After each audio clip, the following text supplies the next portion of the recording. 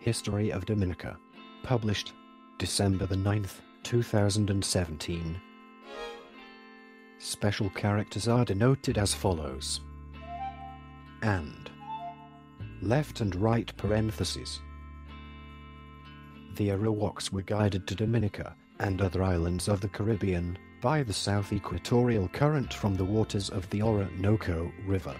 These descendants of the early Taínos were overthrown by the Kalinago tribe of the Caribs. The Caribs, who settled here in the 14th century, called the island Waitakubuli, which means tall as her body.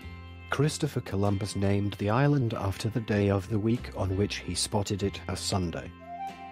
Dominica in Italian, which fell on the 3rd of November 1493 on his second voyage. Daunted by fierce resistance from the Caribs and discouraged by the absence of gold, the Spanish did not settle the island. Many of the remaining Carib people live in Dominica's Carib territory, a 3,700-acre, 15 square kilometer district on Dominica's east coast. Part 1. Early European contacts. In 1632, the French Compagnie des Isles de l'Amérique claimed China along with all the other Petite Antilles, but no settlement was attempted. Between 1642 and 1650, a French missionary, Raymond Breton, became the first regular European visitor to the island. In 1660, the French and English agreed that both Dominica and St. Vincent should not be settled, but instead left to the Caribs as neutral territory. Dominica was officially neutral for the next century, but the attraction of its resources remained. Rival expeditions of English and French foresters were harvesting timber by the start of the 18th century. Part 2. French Colony, 1715–1763. Spain had little to no success in colonizing Dominica, and in 1690, the French established their first permanent settlements in Dominica. French woodcutters from Martinique and Guadeloupe begin to set up timber camps to supply the French islands with wood and gradually become permanent settlers. They brought the first enslaved people from West Africa to Dominica. In 1715, a revolt of poor white smallholders in the north of Martinique, known as La Gaoua, causes an exodus of them to southern Dominica. They set up smallholdings. Meanwhile, French families and others from Guadeloupe settled in the north. In 1727, the first French commander, M. Legrand, took charge of the island with a basic French government. Dominica formally became a colony of France, and the island was divided into districts or quarters. Already installed in Martinique and Guadeloupe and cultivating sugarcane, the French gradually developed plantations in Dominica for coffee. They imported African slaves to fill the labor demands, replacing the less cooperative indigenous Caribs. In 1761, during the 7 Years' War, a British expedition against Dominica led by Lord Rollo was successful, and the island was conquered along with several other Caribbean islands. After France was defeated by Britain in the 7 Years' War, it ceded the island to the British under the Treaty of Paris. 1763. In 1778, during the American Revolutionary War, the French mounted a successful invasion with the active cooperation of the population. The 1783 Treaty of Paris, which ended the war, returned the island to Britain. French invasions in 1795 and 1805 ended in failure. Part 3. British Colony, 1763–1978. As part of the 1763 Treaty of Paris that ended the 7 Years' War, the island became a British possession. In 1778, during the American War of Independence, the French mounted a successful invasion with the active cooperation of the population, which was largely French. The 1783 Treaty of Paris, which ended the war, returned the island to Britain. French invasions in 1795 and 1805 ended in failure.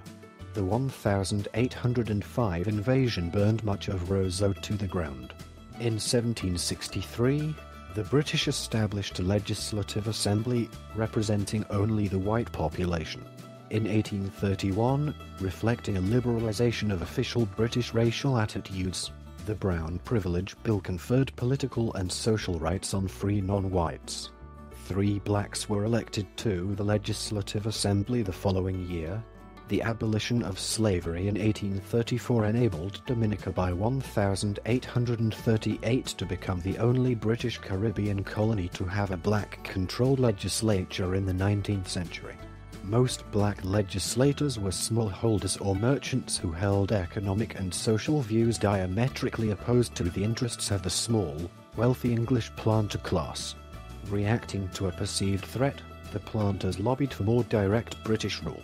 In 1865, after much agitation and tension, the Colonial Office replaced the elective assembly with one composed of 1/2 elected members and 1/2 appointed. The elected legislators were outmaneuvered on numerous occasions by planters allied with colonial administrators. In 1871, Dominica became part of the Leeward Island Federation. The power of the black population progressively eroded. Crown colony government was re-established in 1896. Following World War I, an upsurge of political consciousness throughout the Caribbean led to the formation of the Representative Government Association. Marshalling public frustration with the lack of a voice in the governing of Dominica, this group won 1/3 of the popularly elected seats of the Legislative Assembly in 1924 and 1/2 in 1936. Shortly thereafter, Dominica was transferred from the Leeward Island administration and was governed as part of the Windwards until 1958, when it joined the short-lived West Indies Federation. In 1961, a Dominican Labour Party government led by Edward Oliver LeBlanc was elected. After the Federation dissolved, Dominica became an associated state of the United Kingdom on February 27, 1967, and formally took responsibility for its internal affairs. LeBlanc retired in 1974 and was replaced by Patrick John, who became the island's first Prime Minister. Part 4. Hurricane David. In August 1979, Hurricane David, packing winds of 150 miles per hour, 240 kilometers per hour, struck the island with devastating force. 42 people were killed and 75% of the islanders' homes were destroyed or severely damaged. Hurricane David was the most powerful and devastating hurricane ever recorded in Dominica until Hurricane Maria struck in 2017. Part 5. Independence, 1978 to present day. On November 3, 1978, the Commonwealth of Dominica was granted independence by the United Kingdom. Independence did little to solve problems stemming from centuries of economic underdevelopment, and in mid-1979, political discontent led to the formation of an interim government, led by Oliver Savarin. It was replaced after the 1980 elections by a government led by the Dominica Freedom Party under Prime Minister Eugenia Charles, the Caribbean's first female Prime Minister. Within a year of her inauguration, she survived 2 unsuccessful coups and in October 1983, as chairperson of the Organization of East Caribbean States, endorsed the U.S. invasion of Grenada. Chronic economic problems were compounded by the severe impact of hurricanes in 1979 and in 1980. By the end of the 1980s, the economy had made a healthy recovery, which weakened in the 1990s due to a decrease in banana prices. In 1995, the government was defeated in elections by the United Workers' Party of Edison James. James became Prime Minister, serving until the February 2000 elections, when the Dominica United Workers' Party, DUWP, was defeated by the Dominica Labour Party, DLP, led by Rosie Douglas. He was a former socialist activist, and many feared that his approach to politics might be impractical. However, These were somewhat quieted when he formed a coalition with the more conservative Dominica Freedom Party. Douglas died suddenly after only 8 months in office, on October 1st, 2000, and was replaced by Pierre Charles, also of the DLP. In 2003, Nicholas Liverpool was elected and sworn in as president, succeeding Vernon Shaw. On January 6, 2004, Prime Minister Pierre Charles, who had been suffering from heart problems since 2003, died. He became the second consecutive Prime Minister of Dominica to die in office of a heart attack. The Foreign Minister, Osborne Riviere, immediately became Prime Minister, but the Education Minister, Roosevelt Skerrit, succeeded him as Prime Minister and became the new leader of the Dominican Labour Party.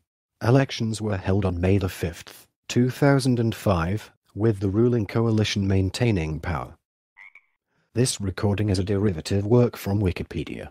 For more information, please visit www.frogcast.org.